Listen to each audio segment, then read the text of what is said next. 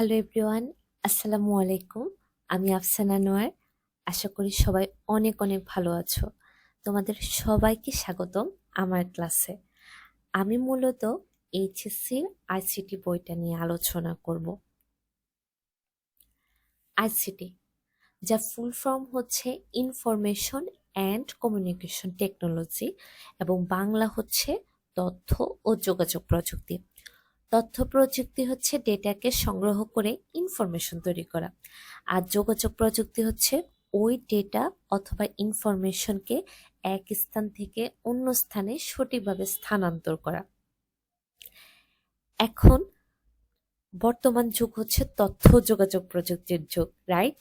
পুরো বিশ্ব এখন হাতের মুঠোয় চলে আসছে তথ্য ও যোগাযোগ প্রযুক্তির ফলে।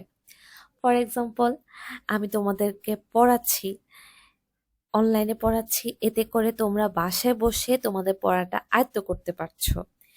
এছাড়া একজন ব্যক্তি যদি হঠাৎ অসুস্থ হয়ে যান, তাহলে তিনি খুব সহজে টেলিমেডিসিনের মাধ্যমে ডক্টরের সেবাটা পেতে পারেন।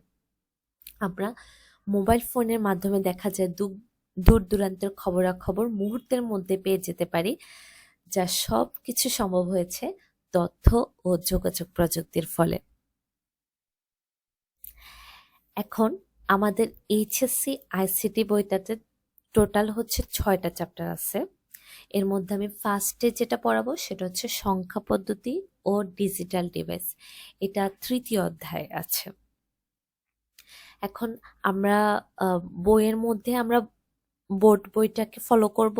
এছাড়া তোমরা যদি চাও যে কোনো একটা রাইটার ফলো করতে পারো, এটা তোমাদের ইচ্ছা। আইসিটিতে ভালো করার উপায়। আমাদের সবার মনে ভয় জাগে যে কিভাবে আইসিটিতে ভালো করা যায়, তাই না? ভয়ের কোনো কারণ নাই, কারণ আইসিটিতে ভালো করা অনেক বেশি সহজ। এতে করে কি করতে হবে হচ্ছে বোর্ড বইটাকে ভালো করে পড়তে হবে, যে কোনো, এছাড়া যে কোনো একটা রাইটার ফলো করলেই হবে।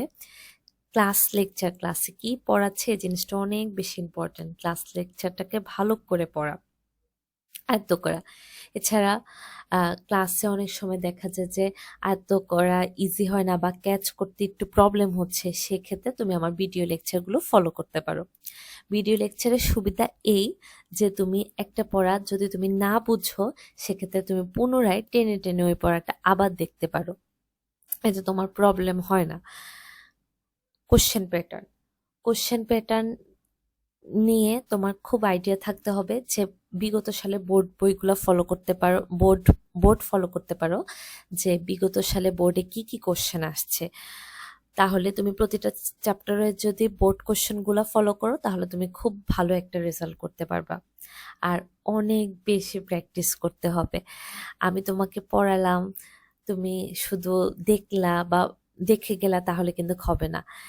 তুমি অনেক বেশি প্র্যাকটিস করলে তাহলে তুমি একটা ভালো রেজাল্ট করতে পারবা। প্র্যাকটিসের কোনো বিকল্প নাই। ওকে, তাহলে সবাইকে অনেক অনেক বেশি ধন্যবাদ। ইনশাল্লাহ পরবর্তী লেকচার ভিডিওতে আমি তোমাদের 3য় অধ্যায় নিয়ে আলোচনা করব। আল্লাহ হাফিজ।